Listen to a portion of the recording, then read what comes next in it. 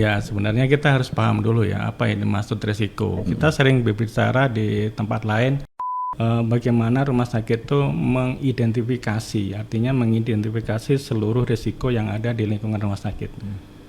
Kalau risiko pasti di mana-mana ada risiko ya, seperti yang saya bilang di awal, setiap tujuan pasti ada risiko. Rumah sakit sebagai suatu entitas dia punya tujuan yang tertera dalam range-nya, visi misi. Itu kan akan dicapai dan itu pasti juga ada risiko untuk pencapaiannya.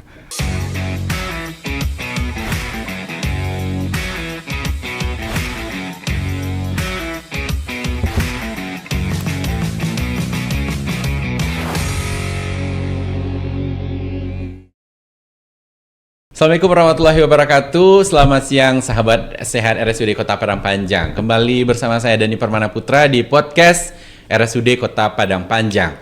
Rumah sakit adalah suatu tempat yang sering dikunjungi oleh masyarakat ataupun masyarakat sekitar lah ya. Yang pasti banyak sekali resiko ataupun yang bisa mengakibatkan mungkin boleh dibilang suatu kerugian bagi mungkin masyarakat atau mungkin pengawas atau mungkin juga petugasnya. Nah, kali ini Dani mendatangkan langsung boleh dibilang tokoh kita. Waduh, bagus banget tokoh namanya ya. Tapi kita ingin tahu juga nih tentang permasalahan dengan resiko gitu ya. Selamat siang Bapak Denny Ermanto ya Pak ya. Assalamualaikum Pak, selamat siang Pak. Waalaikumsalam. Oke, Bapak Denny dari Badan Pengawas Keuangan dan Pembangunan ya Pak? Iya, betul. Oke. Ini sebagai koordinator pengawas bidang akuntan negara. Iya, betul. Aduh, itu dalam banget kasusnya Pak ya, akuntan negara ya Pak ya. Oke Pak, ngomongin masalah resiko Pak, ini ada apa sih atau gimana sih Pak dalam rumah sakit kenapa harus diinikan dengan resiko gitu Pak? Ya, sebenarnya kita harus paham dulu ya apa yang dimaksud resiko. Kita sering berbicara di tempat lain ngomongin masalah resiko, tapi sebenarnya belum tentu kita itu paham apa yang kita maksud dengan resiko. Yeah. Resiko itu selalu melekat dengan tujuan. Seseorang kalau punya tujuan, dia pasti punya resiko. Karena apa? Kalau tujuan tidak tercapai, ada sesuatu yang mengganggu pencapaian tujuan, nah disitulah risiko hadir. Tapi kalau orang tidak punya tujuan, nah pasti orang itu tidak punya resiko. Artinya dia tidak, misalkan orang hidup ya, dia nggak punya tujuan hidup, ya, otomatis dia tidak akan melakukan apa-apa, dan dia tidak akan mempunyai risiko. Tapi kalau kita punya tujuan, nah disitulah kita punya resiko. Artinya risiko tujuan itu tidak tercapai. Nah, risiko itu adalah peristiwa-peristiwa atau kejadian-kejadian yang akan mempengaruhi ketercapaian suatu tujuan gitu. Misalkan kita yang simpel aja, kita bertujuan untuk menuju ke kantor atau ke rumah sakit tepat pukul 8. Nah, risiko-risikonya apa? Banyak akan terjadi selama dari kita bangun tidur sampai kita menuju ke rumah sakit. Nah, pasti Anda sendiri juga pasti akan mengetahui, bisa mengidentifikasi apa aja sih yang kemungkinan akan terjadi selama proses dari bangun tidur sampai di rumah sakit. Itulah namanya risiko. Gitu ya Pak ya. Berarti kalau boleh dibilang penilaian risiko itu pasti ada berat, ada ringan, atau sedang gitu nggak sih Pak kira-kira? Ya, risiko itu pasti nanti kalau kita di manajemen risiko, kita akan berusaha melakukan penilaian. Artinya kita melihat risiko itu dari segi seberapa besar dampaknya, kemudian seberapa besar kemungkinan dia akan terjadi. Nah, dua faktor inilah yang nanti akan kita coba nilai. Semakin tinggi kemungkinan terjadinya atau semakin tinggi dampak terhadap tujuan yang akan kita capai, nah itulah risikonya akan menjadi semakin tinggi. Otomatis kalau kita punya tujuan, pasti kita nggak mau dong risiko yang sedemikian tinggi itu kita biarkan. Pasti kita akan melakukan sesuatu supaya risiko itu tidak terjadi gitu. Yang akan Bapak nilai, maksudnya ditujukan buat siapa nih Pak? Mungkin apakah cuma pasien saja atau mungkin petugasnya atau mungkin di luar rumah sakit ini ya? Gimana Pak? Kalau satu entitas ya namanya, satu entitas rumah sakit, pasti kita akan melihat secara keseluruhan manajemen di rumah sakit. Artinya kalau kita mengelola risiko di suatu rumah sakit, itu semua aspek kita lihat. Tidak hanya di penilaian, tidak hanya di pelayanan maksud saya, tidak hanya di penunjang, di sekitar proses manajemen pun juga kita akan menilai, karena di manajemen pun juga punya tujuan yang artinya di situ juga ada risiko. Apalagi di pelayanan itu justru yang kalau di rumah sakit merupakan satu core bisnisnya ya, pelayanan ya. Nah, pasti di situ ada mungkin salah satu tujuannya itu membuat orang yang datang itu menjadi sehat ya. Nah, risikonya apa? Risikonya pasti ada prosedur-prosedur yang tidak kita jalankan dengan tepat, kemudian akhirnya akan berdampak pada masyarakat itu menjadi tidak puas. Nah, itulah risiko yang akan kita coba nilai ya. Jadi semuanya, tidak hanya di pelayanan, di manajemen pun dan di penunjang pun juga kita akan coba menilai. Karena kalau kita menilai suatu entitas, otomatis kita akan menilai secara keseluruhan sebenarnya sudah benar belum pengelolaan risiko di suatu rumah sakit. Ngomongin soal penilaian risiko, Pak, pasti cara Bapak untuk menilai gimana, Pak? Kalau boleh dibilang ya, Pak, kalau kita tanya ke satu nih, Pak, pasti mereka akan bilang, oh kita risiko tinggi, apalagi yang pegang jarum, atau oh kita risiko kita paling tinggi nih. Nah, ada nggak, Pak, penilaian-penilaian khusus gitu?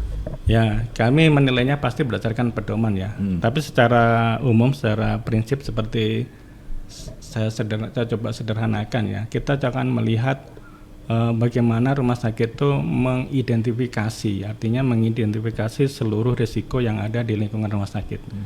Jadi mulai dari direktur sampai ke pegawai yang paling bawah pun kita identifikasi, apakah mereka sudah mencoba melakukan identifikasi risiko-risikonya. Kemudian dari risiko yang sudah diidentifikasi, apakah sudah dilakukan penilaian, artinya seberapa dampak maupun probabilitasnya apakah sudah dilakukan. Kemudian setelah itu, setelah kita mengetahui seberapa tinggi risikonya, apa yang dilakukan oleh rumah sakit, artinya prosedur-prosedur apa yang dilakukan oleh rumah sakit supaya risiko itu tidak terjadi, artinya bagaimana dia melakukan pencegahan atau pengurangan dampak. Dua itu yang akan kami lihat. Jadi secara keseluruhan kita akan coba nilai, kemudian apakah dari hasil penilaian rumah sakit ini apakah sudah dilakukan semacam monitoring ya. Monitoring itu artinya apakah ada kejadian-kejadian risiko yang dicatat. Kemudian kalau memang risiko itu masih terjadi, masih berulang,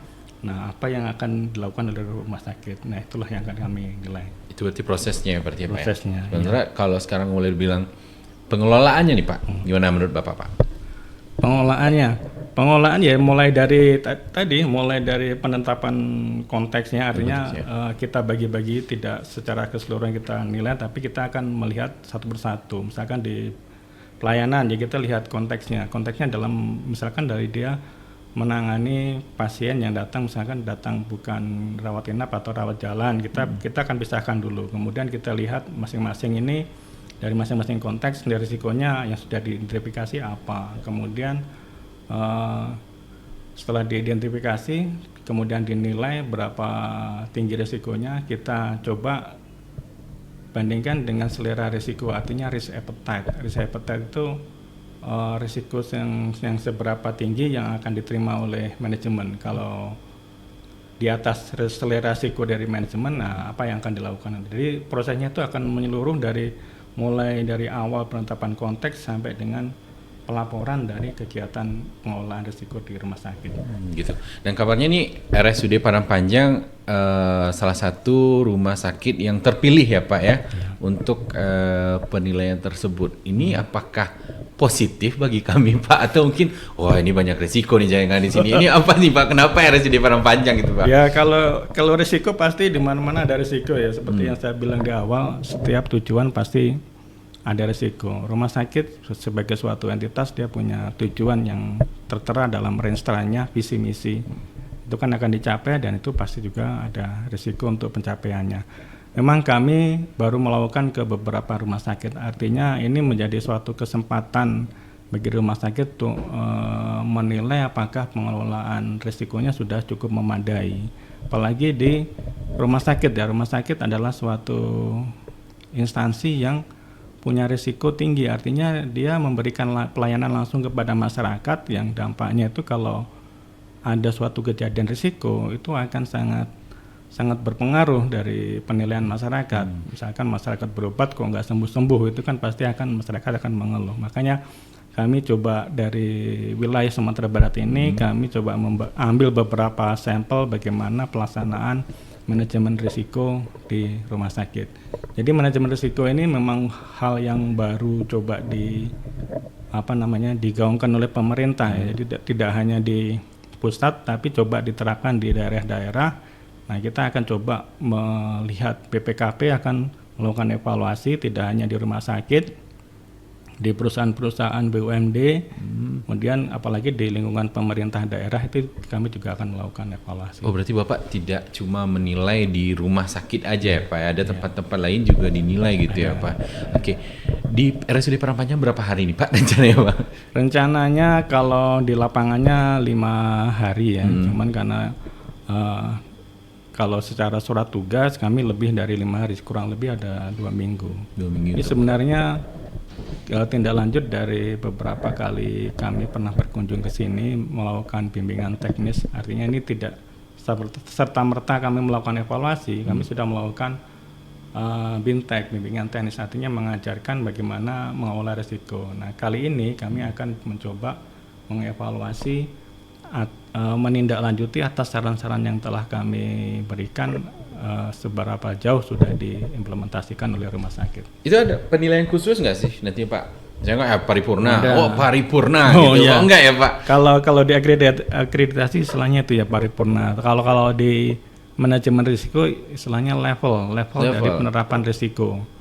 Paling rendah adalah level 1, kemudian level 2, 3, 4, kemudian paling tinggi adalah level 5. Dan kami harapkan dan berdasarkan BIMTEK yang kami pernah lakukan, rumah sakit Padang Panjang ini sudah mencapai level 3. Artinya itu sudah memenuhi target pemerintah secara nasional. Oke Pak, ini Bapak sudah datang ke RSUD Padang Panjang dan harapan Bapak beserta tim untuk RSUD Kota Padang Panjang ini apa Pak kira-kira Pak? Ya, harapan saya terkait dengan manajemen risiko ya, ini menjadi sesuatu yang artinya sesuatu yang baru, yang sangat bermanfaat kalau menurut saya sih. Karena saya melihat sekilas memang pengelolaan risiko itu lebih cenderung dibagi-bagi ke instalasi-instalasi atau bagian-bagian ya. Nah, ini kesempatan rumah sakit untuk melihat secara keseluruhan, secara makro, artinya dari pihak manajemen dia akan bisa melihat seberapa jauh sih pengelolaan ini dan seberapa efektif dia melakukan pengelolaan ini.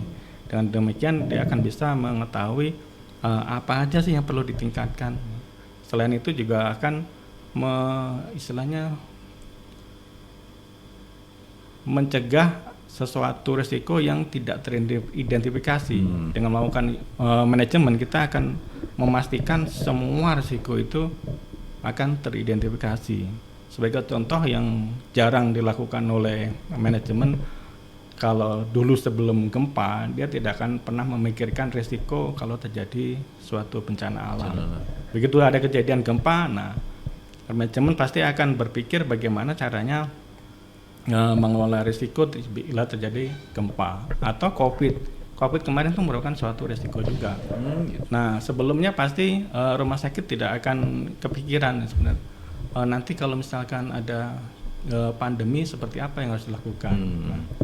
Nah, dari adanya kejadian gempa sama COVID itu pemerintah pasti belajar kejadian-kejadian seperti itu, bagaimana kalau kita dari sisi manajemen risikonya bagaimana kita mengelolanya, kemudian jangan sampai nanti di masa depan terjadi lagi pandemi dengan jenis penyakit yang lain, kita sudah siap untuk memitigasinya. Mudah-mudahan jangan ya Pak ya. Ya. Mudah-mudahan jangan ya Pak. Berarti ini baru ya Pak ya manajemen risiko ini atau udah lama juga kali ya Pak? Kalau konsepnya sih sudah lama, cuman di Indonesia oleh pemerintah pusat baru beberapa tahun ini coba diterapkan di lingkungan pemerintah. Apakah gara-gara COVID kemarin gitu Pak? Enggak juga. Enggak juga ya Pak ya. Kalau di swasta yang lebih ketat itu misalkan di perbankan itu sudah dari tahun 80-an mereka ketat menerapkan manajemen risiko karena risikonya ya uangnya akan hilang kalau di perbankan. Kalau di rumah sakit resikonya ya pasiennya ini yang akan Pasien. hilang. Iya, benar. Oke Pak, terima kasih banyak Pak penjelasannya dengan tentang manajemen risiko juga Pak. Mudah-mudahan Bapak bisa nyaman di RSUD Kota Padang Panjang dan kita mendapatkan nilai yang terbaik juga ya Pak ya. Amin. Oke, terima kasih banyak Bapak dan terima kasih juga buat sahabat sehat RSUD Kota Padang Panjang yang telah mendengarkan podcast kita dan mudah-mudahan podcast selanjutnya akan hadir di minggu-minggu selanjutnya. Akhirnya saya Dani Permana Putra. Wassalamualaikum warahmatullahi wabarakatuh. RSUD Kota Padang Panjang melayani dengan hati.